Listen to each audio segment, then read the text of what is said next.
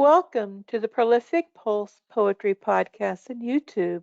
This is your host, Lisa Tomei. Today, I'm happy to have Howard Moon here. He's coming all the way from Florida. Well, I'm based in North Carolina, so we're not too far apart. And so, welcome, Howard. Thank you, Lisa. Thank you for inviting me to be on your podcast. Thank you. Well, it's a pleasure to have you. Now, I understand that you had a career as a broadcaster and professional writer. Can you tell us a little bit about your career? Yeah, when I came out of college, I went into broadcasting. I worked at radio stations. I read the news. So there are times when I used to tell people I was a broadcast journalist, but I really wasn't. I just ripped the news off the teletype at a couple of the stations I worked at and read it. But broadcast journalist sounds much more sophisticated than a radio announcer. I worked as a radio announcer. After that, I went into the military. From the military, when I got out, I was looking for work and I found out I could write. So I actually started as a technical writer, and most of what I wrote was corporate Hmm. writing. I wrote a lot of magazine articles at that time. Then in retirement, I've turned to poetry and flash fiction since I don't have to worry about if I'm getting paid for it now. So I can write what I want, not what Hmm. I'm getting paid for. Although I should say, for so many years, I get paid to put words on paper. And to me, that's what a writer is being about, putting words on paper. Because no matter Right. what you write, it's creative. I could be telling you how to assemble a widget. And if I do it properly, it's creative. So I've always liked Yeah. to think of myself as a creative writer, but I'm really immersed into poetry and flash fiction right now. Hmm. Yeah, I got some of that from my father. He was in the military too, but he used to have to write speeches and that for his superiors and even after the military. And yeah, so I got some of that from him as well. So I can relate to that. But I certainly would rather write poetry than to write articles, although I do both. Mhm. Now, we did talk before we started about your being of the Native American heritage. And can you tell us a little bit about that background? Yeah, I my grandfather was born on the reservation. My grandfather and my grand uncle. I've got a poem about my grand uncle in one of my books that I can read a little later after we get to that point. They were both born on a Fox reservation in the Michigan area. There were not a lot of fox up there. Most of the fox had been moved during the dysphoria, during the Trail of Tears down to Hmm. Oklahoma, but he was on one of the smaller reservations that was overlooked. But he didn't present himself as native as I was growing up. He was native and he would talk about it, but I really accepted my native heritage when I was in college and became more of an advocate because in Right. college we tend to become advocates. We tend to branch out on our own. Hmm. And since then, I've become even more immersed in my heritage because it's so important. There's so much going on that's harming the Native Americans. There's so Yeah. much disinformation out there. Hmm. No, I was looking up, someone had sent me a link and I looked up to see what, what you could basically what tribes there were in the area that I live in. And there were a couple of them came up. I think one of them was Ocala or something like that, that goes way down, through the history to the original. And so I'm trying to follow that particular one since, they're in my area to kind of see what's happening. I think it's important to be in touch with these things, regardless of what your heritage is. Yes, yes, and as a child, my dad never said, "Hey, we're Native," and yet I remember as a very, very small child, we lived in northern New Jersey. We would go down to what is called the Pine Barrens. I can remember as a little kid going to the Lenni Lenape reservations long before they were tourist areas. This was back in the late 50s. So something in my brain keeps nagging me that my dad was trying to show me something way back then. He was not a very expressive guy. He was a great father, but not very expressive. And I think this was one of the ways he was trying to show me what was out there and where I came from and what I should, you know, Right. feel. Hmm. Right. You know, if we're open to those experiences, there's a lot of things that can be pointed to by our ancestors. And I saw that in one of the poems that you had. I don't remember the name of it now, but on YouTube, you were talking about that very thing. So now I understand that you had a stroke and that left you with some physical problems. And but you are doing great with your poetry writing. I had a stroke in 2012, shortly after Mhm, my father passed away. Probably the stress mhm, of his passing and dealing with the inheritance and all that stuff.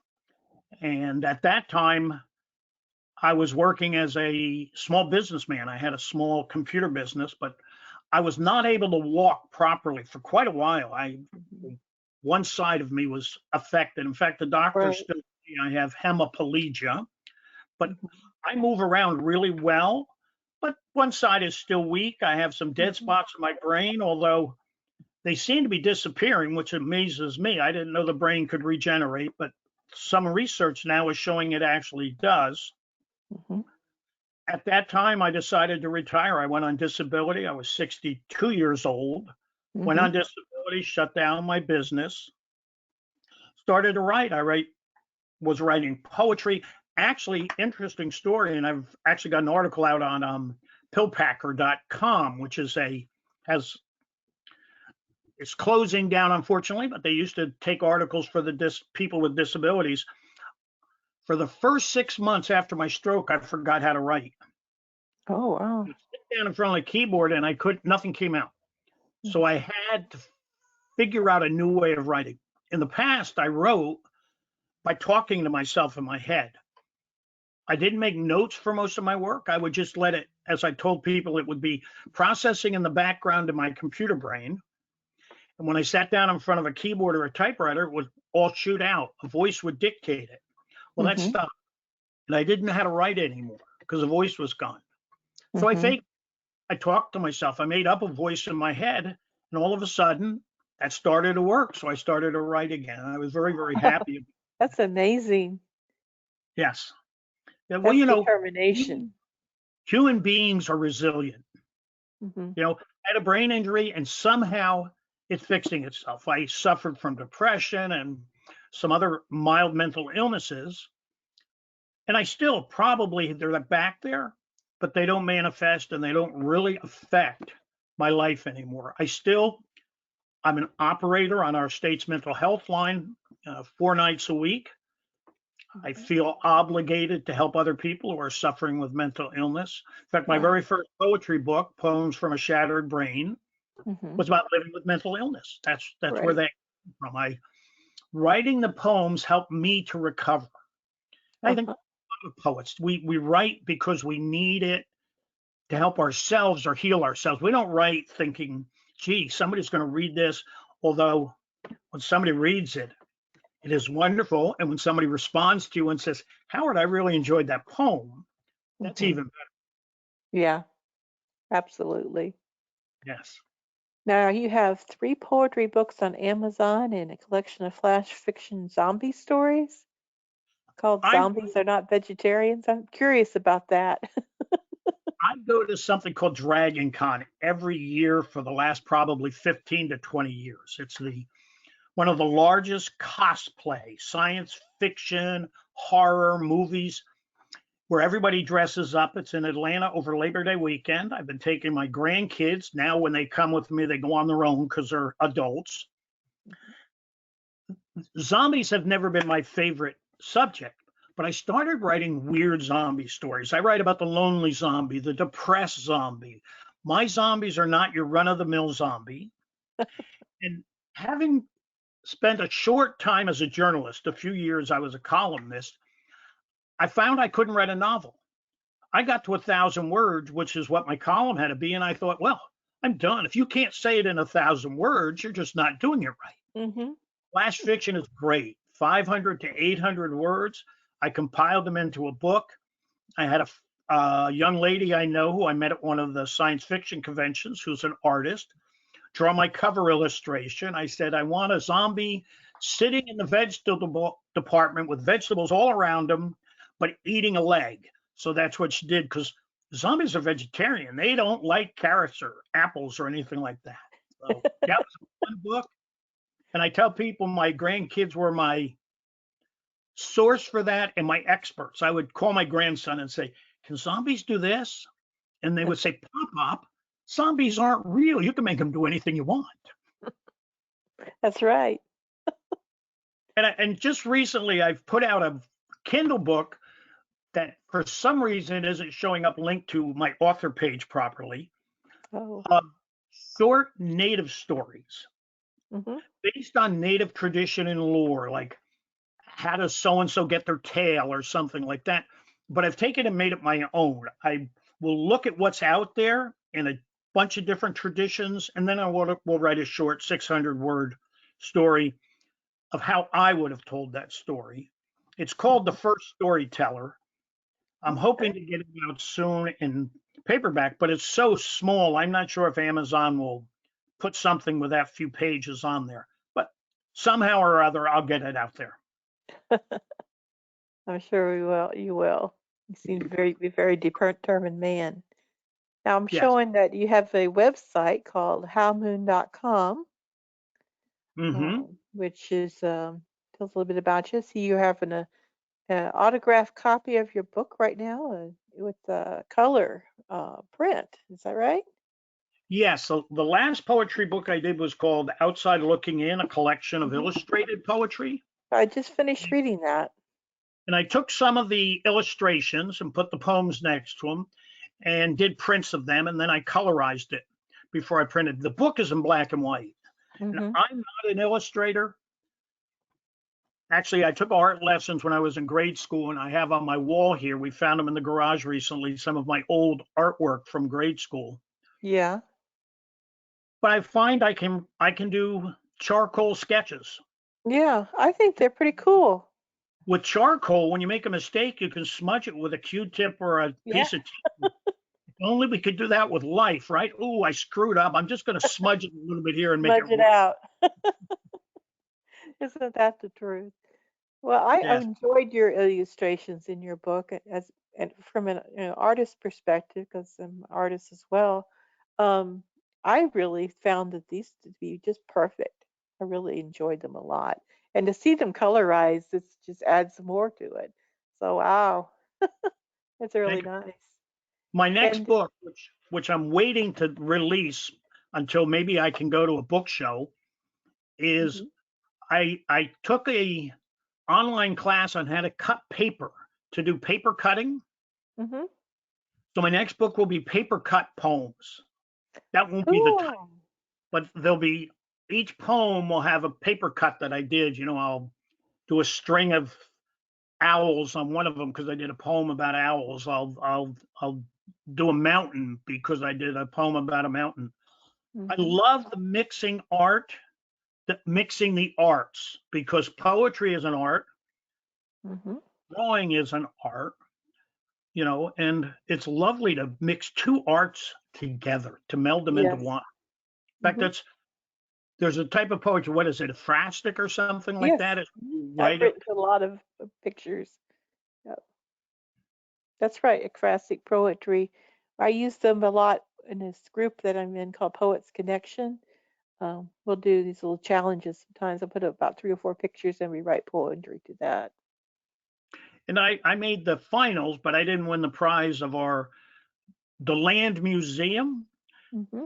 invited poets to do a poem for pictures, and there were about 15 to 20 of us for each picture. We could only pick one picture, and mine was the one that went in for that picture. But then all 50 pictures were on display, and everybody who came got to vote for it. So Oh. I was really pleased. I'm also in their collection Hmm. for a poem I wrote about a mixed media art form. It was sort of painting with some paste stuff on it. It was a mixed media. It was fun to do, and I was really pleased to make the Hmm. final cut at the DeLand Museum. I'm Nice. always when I Congratulations. That's really awesome. It doesn't necessarily mean you have to be the winner of the the Correct. contest, but the fact that you created something and then it did get recognized, in the final run. So that's great. Good for you. One of the biggest thrills as an author for me Hmm. is I know people read my books. And Yeah. Amazon is it's hard to sell there for me. I'm working on how to do it better. But the biggest thrill I have is when I'll see in my royalty check that I have a 220 yen royalty, which Hmm. is about $2, which means somebody in Japan bought one of my books. And that thrills me. Somebody in Yeah. Japan is reading my poetry, somebody in England. I've had royalties in euros. Somebody in Hmm. Europe somewhere is reading my book. And that, at least for me as an author, to know Hmm. somebody overseas is actually looking at my work, that's Yeah. wonderful. It makes it all worthwhile. Absolutely. Wow. Yeah, and actually, it can cost quite a bit to get a book shipped to these other countries. So I found that out with the anthology that I just did because I had some Okay. contributors from other countries, and yeah, so they're spending a lot of money to get your book. Well, Yeah, that makes it even more exciting. I know they want it really bad. So Yes, wow, that's great. I'm loving the Zoom world. So many people tell me they hate the Zoom world. Mondays, I'm in a poetry group in Cape Town, South Africa, Well, that's where great. African poets read, and then we do a round robin where we each get to speak twice. Hmm. Thursdays and Fridays, I'm in Portland, Oregon, with a group out there called Write Around Portland, where we share our poems and we share our writing. I've been to a poetry Zoom in England Hmm. and all over the place. Yeah, It's so exciting. it And is. I love it. when I zoomed to South Africa, where they speak English, it was so interesting. And I thought, well, I should know this, Howard. I was so surprised that poetry is universal. They were talking about colonization. They were talking about some of the same topics that I write about. Hmm. And then I knew poetry is poetry. All poets, we're universal. It doesn't matter. You could place us anywhere. We will write and Hmm. we will write what we want. And if people accept it, great. If they don't accept it, they can move Yeah, on. exactly. Yeah. I wrote a poem this morning and I thought, man, this is really blunt. I wonder how it's going to be accepted. Then I told myself, who cares? Yeah. It's my poem, so I said what I had to say. But yeah. So how about you share some of your poetry with us? I'd love to hear you read. Okay. This one is from Poems from a Shattered Brain, but I also think I put it in White Fox, my Native American poetry, because it is a native poem. It's called Starving, Yes, please do. and it's about life in Alaska as an Inuit. Starving. The young Inuit mother listens to her baby's cry of hunger. She remembers mother and grandmother feeding her seal meat. She remembers eating muktuk, pieces of whale skin and blubber, traditional food. She can almost taste the tender, crisp texture and feel it filling her belly.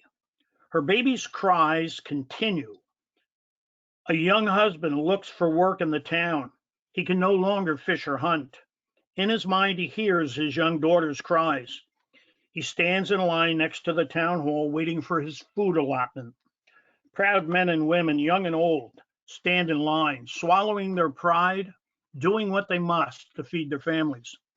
Generations who made their living from ice and sea, no longer able. New regulations make it impossible. They can no longer hunt or fish to feed their families. Babies cry from empty bellies, the old waste away, the young move to the city. Nearby, young, well fed colonial whites stand in groups. They hold their signs: save the seals, no more whaling. When the old ways die, babies die, the old die. The spirit of a people dies.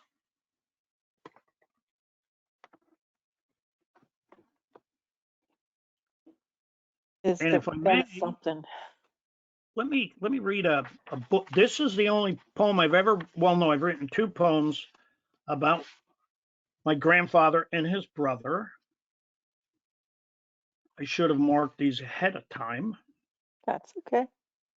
Page 32. This poem is called Escaping the Res.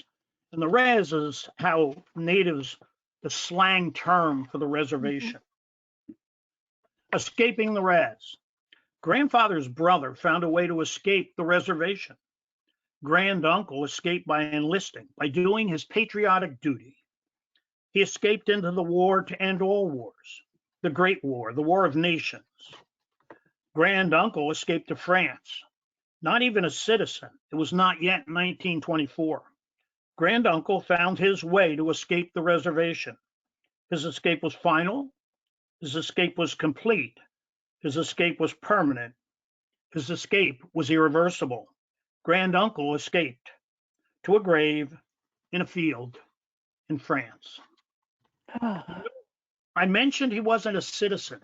World War I was long before 1924. 1924 was the date of the American Indian Citizenship Act, when Native Americans were made citizens of the United States. I believe it was 14th Amendment that said anybody born in America was an American citizen, but Congress said it didn't apply to Native Americans.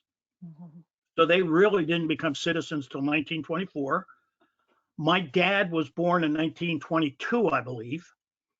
I don't know if he was born an American citizen or not, but technically, I was the first in my family on my grandfather and father's side to be born an American citizen because I was born in 51.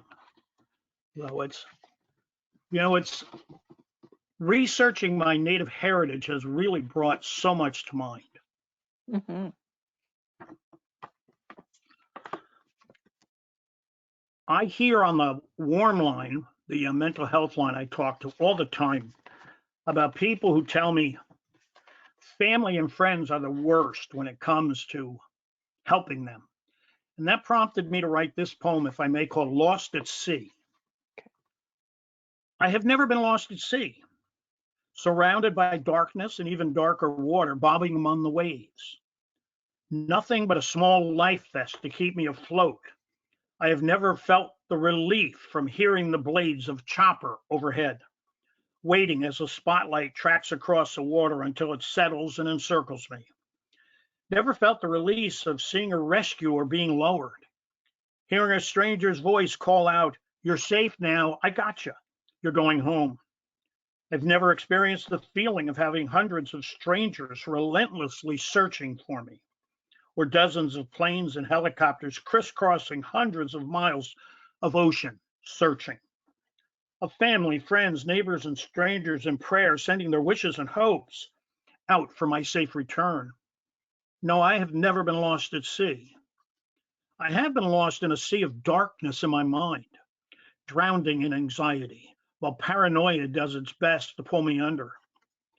I have been lost in the darkness of depression, swimming among the shadow monsters, hoping to see the spotlight appear out of the darkness to lead me home. I have waited to hear a stranger yell, "You're safe now, I got you, you're going home." Instead, I hear, "Get over it, snap out of it. You're being dramatic. It's all in your head. You don't look sick. You're just being selfish." Sometimes I wonder if it would be better if I were to be lost somewhere in the dark, lonely expanse of the sea.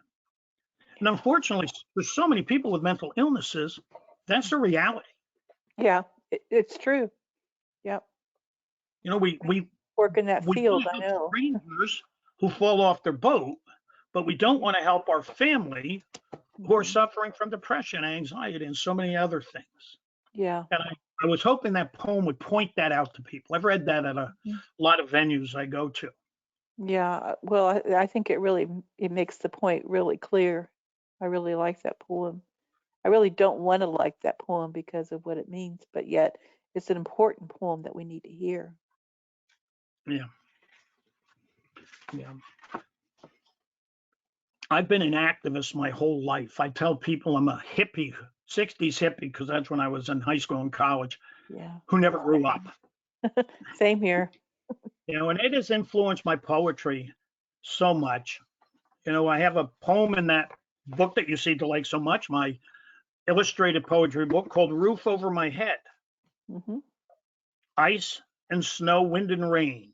Cardboard forms my home. I sleep under blankets of newsprint and rags. I joke that I do have a roof over my head. I live under a bridge. The highway is my roof.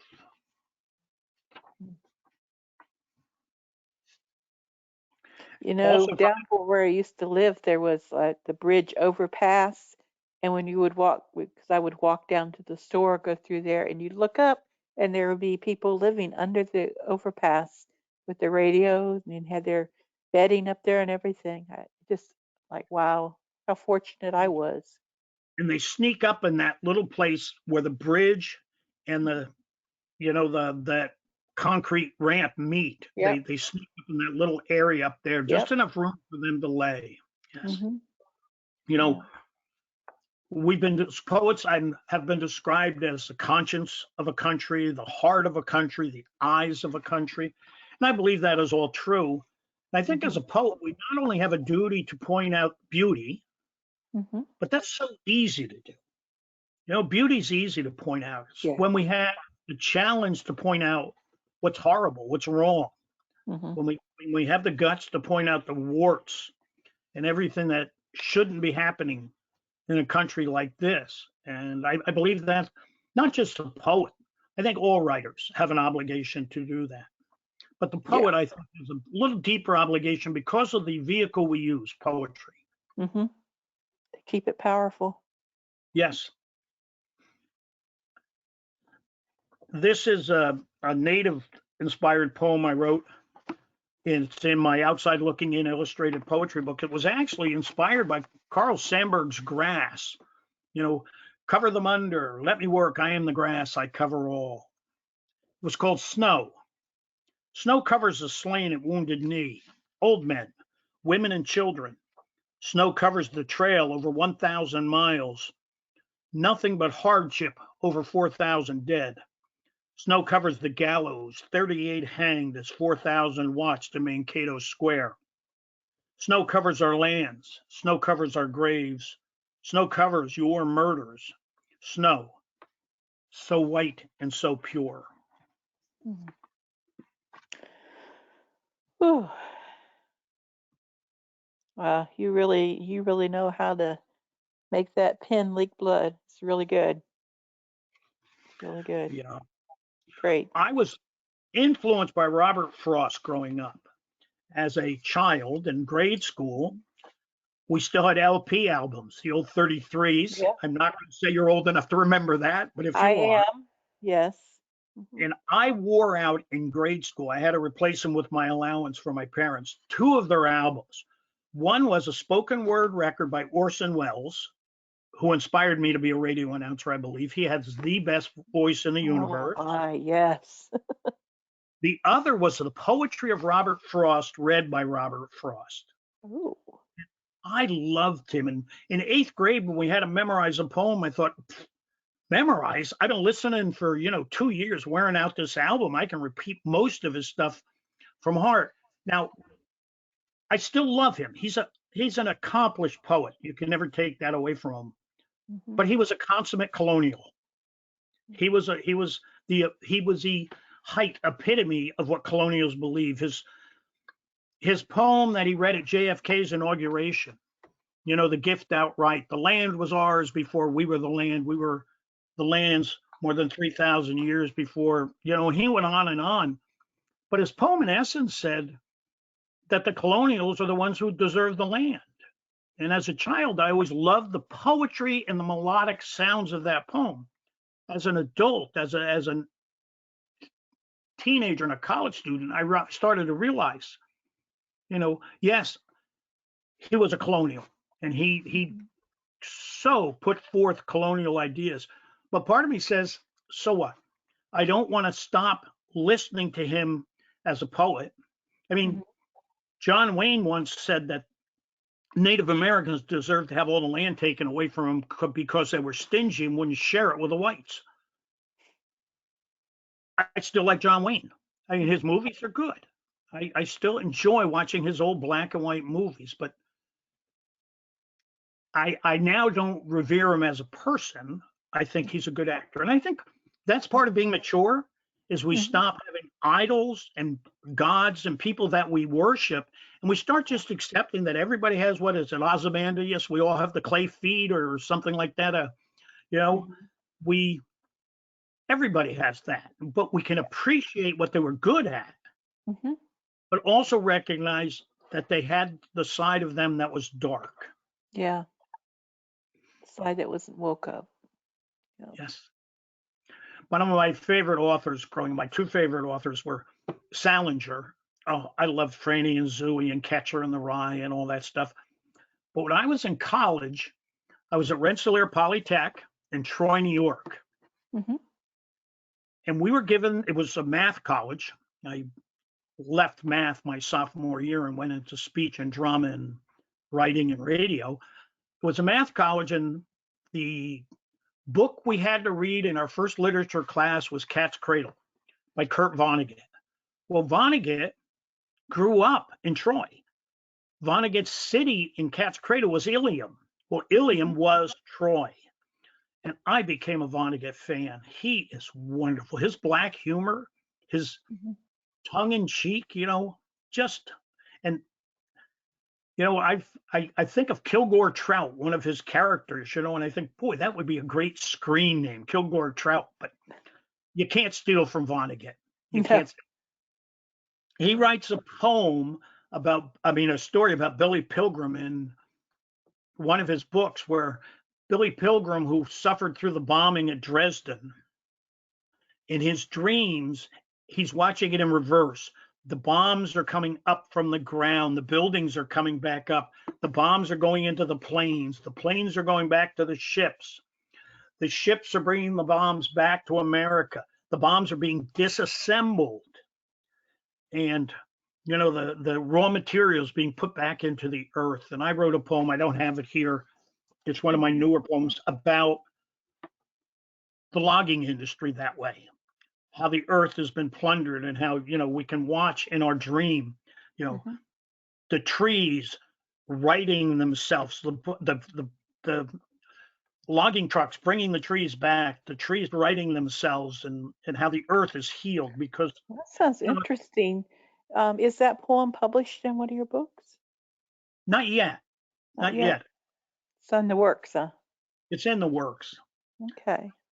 Natives revere the earth, but you don't have to be native to appreciate the earth. I mean, that's not a Right. solely native idea. Colonial whites, anybody, European, Mexican, anybody should appreciate the fact that the earth, I call it our mother, and I have Christian Mhm. friends who always tell me that's, I had a Christian friend tell me once, and I don't want to get in an argument about it, that believing in Mother Earth was like believing in the tooth fairy, which I was a little upset with because I thought we were friends, and I would never tell him that his religion had Mhm. inconsistencies in it. I just ignored him, and he's never approached that subject again. But Yeah.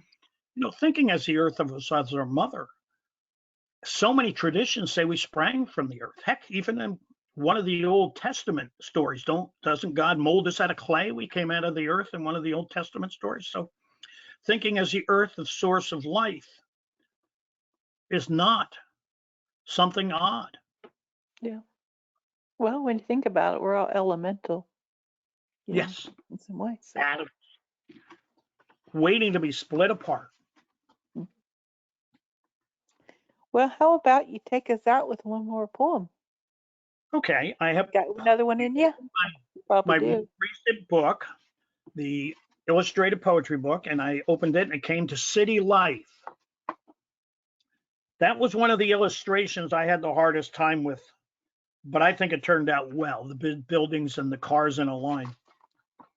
In fact, that was inspired by a photograph I saw of a busy city street. Mhm. City life. Noise deafens, sounds invade. Crowds push, people shove, feeling alone among the masses, being faceless, unknown. Easy to become lost, hard to connect. Isolation, loneliness, city life. Very nice. Thank you. Howard, is there anything that I haven't asked you that you would like to share? Not really. I go by the half-blind Florida poet Hmm. because my second stroke took the most of the peripheral vision out of my left eye. So I'm not really half-blind, but to give yourself a nickname to say I'm the sorta, kinda, partially blind Florida poet didn't sound cool.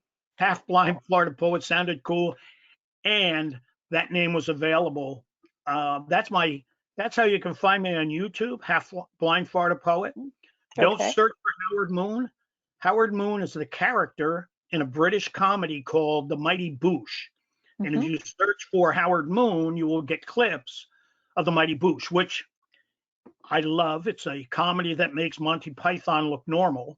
It's a very, very strange Brit comedy. So I'm the We'll have half to check it out. blind Florida poet. I will be putting all of your links and your bio in the show notes too, so that people who are watching or listening can take a look at all of these. So I can attest to the wonderful poetry that you have in your illustrated book, and what you've read to us today was absolutely beautiful. And I'm going to have to do some more book shopping, I do believe. But thank you so much, Howard, for coming on here today. Lisa, it was a delight. Thank you for having me. All right. Well, I want you to have a wonderful rest of your day. You too. Thank you. Thank, thank you.